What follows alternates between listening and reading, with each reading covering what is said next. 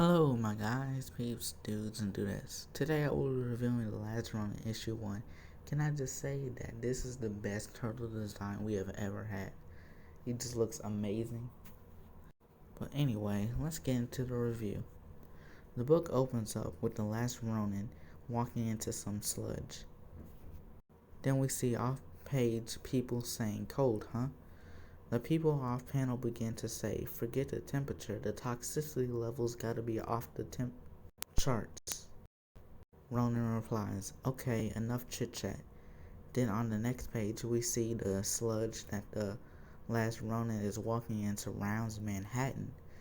So in this apocalyptic future, all of Manhattan is surrounded by a radioactive sludge. On the next page, the Last Ronin begins to say, "Cold, smells wrong, tastes worse, not fit for human survival. But that's okay, I'm not human." On the next page, it says, "A couple of cameras, rusty barbed wire, and no guards? Looks like they're more worried about folks getting out than in. That's a mistake. I'm going to make damn sure of it." Time to finish this, as he jumps the wall, making his way into this future New York City. The next panel, the Ronin then points at a tall building, presumably to be a ruler's or emperor's tower.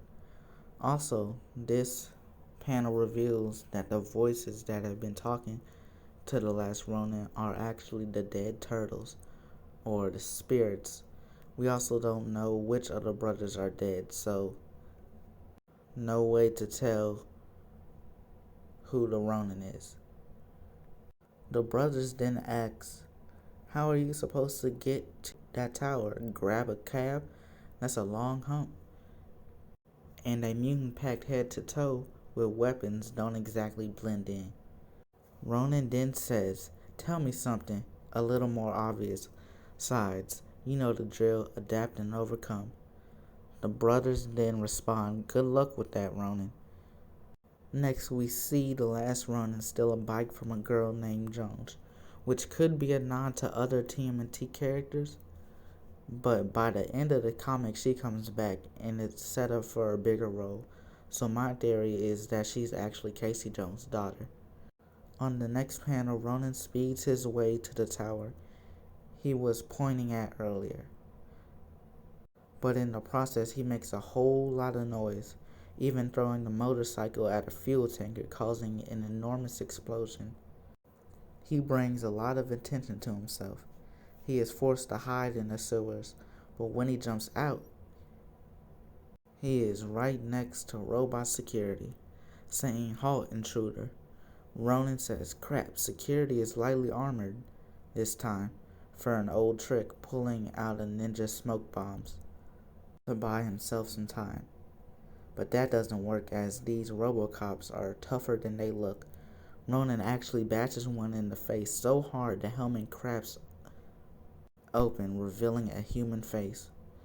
One of the Ronin says, "Is that a human inside? That armor looks like it's some kind of cyborg, more synthetic than human. A stinking synth ninja? What kind of sick freaks does that to someone?" Ronin answers, "The reason I'm here. That's who." Then the Ronin overhears one of the Robo Ninjas say, "Unit 109 has been disabled, scanning for suspect." He then says to himself, "Place gonna be crawling with those things soon. Need to keep moving, stay on mission. And remember, the first real lesson our fathers ever taught us: strike hard, fade away, never lose focus." As he arrives at the tower, looking up at it, but it's still not that easy, Robo Ninjas start taking him for the next few pages. And I can just say that this battle is epic. It really shows the skills that the Last Ronin has acquired over these years. There's even flying cars. I mean, what more do I need to say? But the police are after him, so he hijacks the flying police car. But he ain't the best at driving. He even crashes and jumps out as the police car and blows up behind him, saying, "Seriously?" One of his brothers say, "Smooth moves, still can't fly 10 feet in a straight line." Which the Ronin replies, "Whatever, shut up." Ronin then says, "Brothers are right, I need to stick to what I know best," which is obviously running and jumping off of rooftops. And on the next page, we see why the Ronin wants to get to this tower. Because the ruler of this city is Oroku Hiroto, is in there, who is the leader of the new Foot Clan and Shredder's grandson. He is not too pleased that someone is causing commotion in his city, so he sent his captain to go and execute the last Ronin on camera so everyone in the city can see and make an example out of him. For people who step out of line, on the next page we see Ronin thinking to himself, saying, "From the day we were born, our father trained my brothers and me to fight in the war between our families, for respect, for honor, for revenge. And now after decades of murder and death, I've had enough."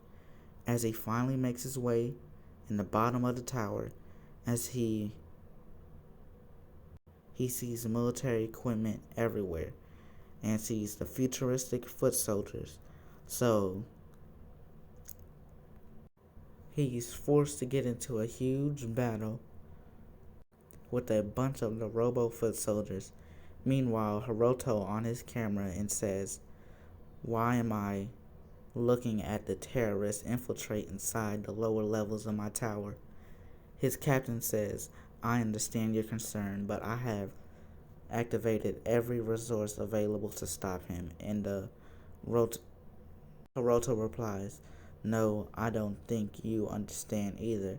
I have his head on a pike before this day is through." Meanwhile, Ronin is just running through the robo foot soldiers, but as soon as he gets to the top of the tower, ginormous futuristic Mausers with lasers start to fire on him and attack him. Then a huge Mauser starts to run at him. Ronin stabs the Mauser, but that's not enough. Ronin is then thrown out of the window. You would think a flying car would catch him or he would fall on the roof, but no, he free falls straight to the ground. Ronin then says, "Still alive somehow?" "Hiroto, you coward, everything feels broken." But before the foot soldiers could get to him, the Jones girl from earlier and her friends tell them, "The dude you're looking for took off that way," pointing in the opposite direction. We then see that the Ronin actually went down the sewer. The Jones girls follows him. Back at the tower, Hiroto is extremely mad that the turtle got away, saying, "I wiped those things from the face of the earth a decade ago," and looks at his mom in a cryo chamber, saying, "No matter, you need not worry. As always, I have all under control. Nothing will ever threaten my ironclad rule over this city, this empire I have forged, and you will always be here to share it in my glory and witness as I finish all that you could not. Dearest mother." In the sewer, the last Ronin, saying, "Could have gone down fighting. Let those things finish me off. But that'd just be avoiding the inevitable. Knew this was a suicide mission from the start. Need to finish this now on my own terms." As he starts laying all of the turtle's weapons in front of him, the last Ronin then says, "We were all always so different, so much alike. I miss my brothers so much." He then opens the bag, laying out all 4 color bandanas on the weapons. He then continues to say, "I miss my father the most." He then takes Leonardo's broken sword, pointing it at his chest. I'm sorry, Father. I failed. Please forgive me. But before he could put the blade through his chest, he passes out due to blood loss. But just as he passes out, the Jones girl finds him, saying, "Holy crap, you're a mutant turtle." As if the turtles are like known or maybe a myth to the people in New York. Not sure. Then we see that this turtle is in some type of turtle heaven, but it's not, because on the last page, the last Ronin actually isn't dead. He wakes in a hospital bed greeted by a very old April O'Neil. She says, "I'm so glad to see you awake.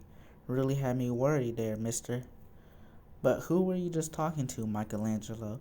She says, "So yes, this whole time it was Michelangelo." That was my pick. It was either Mikey or Raph, but Raph would be a basic and obvious choice. So I would give this book a 4.5 turtle shells out of 5. So tell me what you think about The Last Ronin Issue 1. Any theories? I would love to hear. Stay tuned for my review of The Last Ronin Issue 2. You can find my podcast on Anchor, Apple Podcasts, Google Podcasts, Breaker, Overcast, PoketCast, RaidoPublic, and Stitcher. Also YouTube. See you later, my guys, peeps, dudes, and dudettes. Peace.